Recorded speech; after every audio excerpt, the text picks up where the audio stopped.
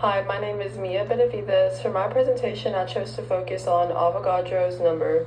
In the first slide, you'll see myself and my other classmates who are also in the group. Avogadro's number is 6.022 times 10 to the 23rd, and it represents the number of particles in 1 mole of a substance. It basically connects the tiny atomic world to the larger laboratory scale, helping scientists measure and compare substances more accurately. A mole is the SI unit used for the amount of a substance, and it's equal to that same number of particles, 6.022 times 10 to the 23rd. We also call that value Avogadro's constant, which is a fixed number representing how many particles are in 1 mole. The background behind this goes back to 1811 when Amito Avogadro proposed that equal volumes of gas under the same temperature and pressure contain the same number of molecules. His idea became the foundation of the mole concept, and later experiments helped determine the exact value that we use today.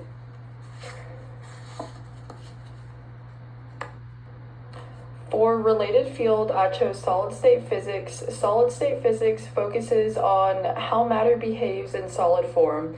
Things like crystals, metals, and semiconductors. Scientists study how atoms are arranged and how that arrangement affects a material's properties.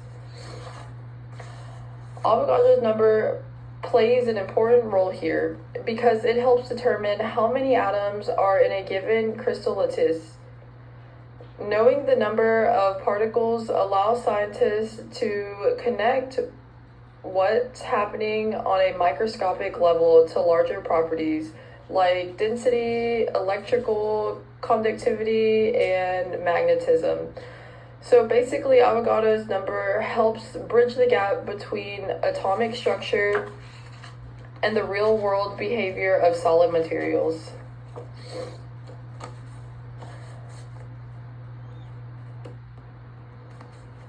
Next, for relevant scientists, I chose the scientist behind Avogadro's number, Amedeo Avogadro. He was an Italian scientist born in Turin, Italy in 1776 and came from a noble family. During his lifetime, the idea of atoms and molecules was still being debated, so his work was pretty ahead of its time. Avogadro's originally studied law at the University of Turin, but later shifted his focus to physics and mathematics, eventually becoming a professor of mathematics there. He's best known for Avogadro's law, which says that equal volumes of gas at the same temperature and pressure contain the same number of molecules. Even though his work wasn't recognized until decades after his death, it laid the foundation for mole concept and what we know now as Avogadro's number. He's remembered as the father of the mole concept, and his ideas became fundamental to both modern chemistry and physics.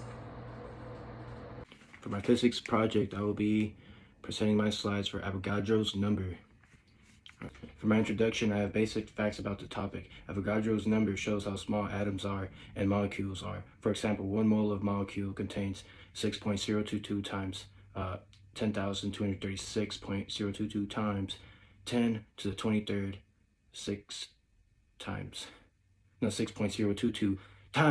1,023 molecules, which is enough to fill more than 18 grams of water. This demonstrates Avogadro's number links to tiny particles to everyday amounts of water. Basic related topics, representative particles, depending on the substance, these can be atoms, molecules, ions, or formula units. For molar, we also have molar mass, the mass of 1 mole of a substance, which connects particles, counts to grams in the lab. There's also basic background for the topic. Let me put this right here. In the early 20th century, Jean Perrin confirmed Avogadro's hypotheses through experiments on the Brownian motion. His results helped establish Avogadro's number as a precise constant in physics and chemistry, and he received a Nobel Prize in physics in 1926. For related fields, I picked nuclear physics and facts about nuclear physics. nuclear physics studies in the structure of atomic nuclei and the energy released in the nuclear reactions. And how it is used, Avogadro's number is used to calculate how many atoms, to calculate how many elements like uranium-235 are in a given mass, which helps predict how many energy a nuclear reactor can produce. For a relevant scientist, I picked Jean Perrin, born in 1870 and died in 1942. Life facts about Jean Perrin: he's a French physicist born in Lille, France. Lived during a time when the existence of atoms and molecules were still debated. Left France during World War II and died in New York. Educational facts: studied in École Normale Supérieure in Paris, earned his doctorate in 1897 and became a professor and researcher in physics. Research topics: studied Brownian motion to prove the existence of atoms, worked on cathode rays, and calculated Avogadro's number accurately.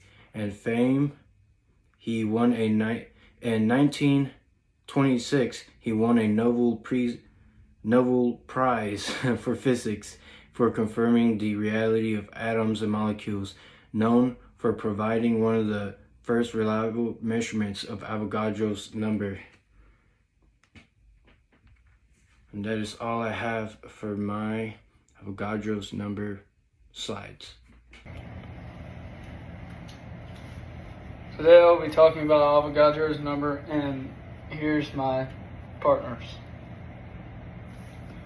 First, I will start off with my introduction. Avogadro's number makes it possible to count particles indirectly, since atoms and molecules are far too small to count one by one. For example, 1 mole of carbon atoms equals about 12 grams, which is 6.22 times 10 to the 23rd atoms. Here's a basic definition of the topic. It is used to make very large numbers look small. The conversion between moles and grams all depends on Avogadro's number. It is the number of particles in 1 mole of any substance. Here's some basic background over Avogadro's number. Johann Joseph Loschmidt made one of the first estimates of the number of molecules in a given volume of gas in 1865. His work provided an early calculation of what later became known as Avogadro's number, sometimes referred to as Loschmidt's number. Here's some related fields over Avogadro's number. Stoichiometry facts. Stoichiometry is a calculation of reactants and products in a chemical reaction based on how balanced chemical equations. It tells us how much of each substance is involved or needed. Stoichiometry uses Avogadro's number to relate molecules to particles. How stoichiometry is used. Used in chemistry labs for accurate mixing of chemicals, essential for reaction predictions and limiting reagents. Avogadro's number is used in stoichiometry to convert between moles and particles, allowing chemists to count the exact number of atoms or molecules involved in reactions. Without this number, we couldn't link the measurable quantities in the lab to the actual number of particles reacting at the molecular level. Here's some facts over Joseph Loschmidt. Joseph Loschmidt was an important 19th century scientist, best known for estimating the size of molecules and helping lay groundwork for what we now call Avogadro's number. He was born March 15, 1821, and died on July 8, 1895. Loschmidt didn't discover Avogadro's number, but his work made it possible to calculate it more accurately. He provided the missing link between the microscopic gas laws and the microscopic world of atoms and molecules. That's why he often credited as playing a foundational role in the history of Avogadro's number. And that is all I have today.